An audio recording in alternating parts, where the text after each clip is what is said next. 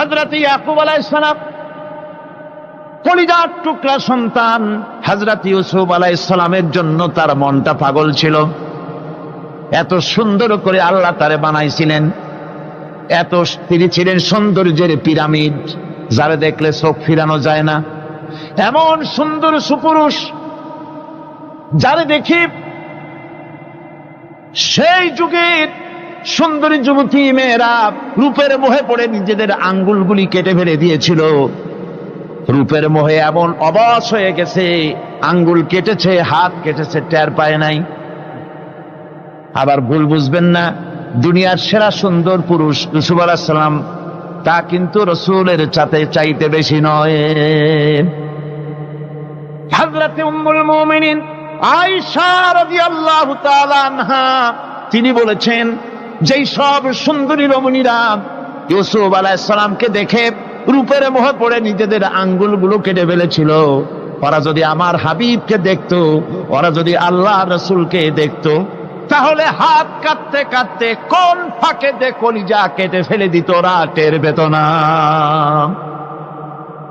আবার বন্ধুগণ, হযরত আইয়ুব আলাইহিস সালাম সন্তানের মায়া, অন্যান্য ভাইরা হিংসায় পড়ে গেল, তারা নিয়ে তাকে কুয়ায় ফেলে দিল। সেখান থেকে তারা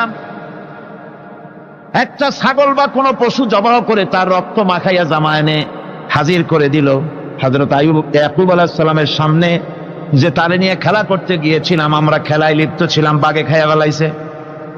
এগুলি কি গপ্প? এগুলি কি কোরআন? আল্লাহ পাক শোনাচ্ছেন, বিশ্ববাসীকে শোনাইছেন। সূরা ইউসুফের চাইতে এত সুন্দর উপাখ্যান গোটা পৃথিবীতে আর নাই। সুবহানাল্লাহ।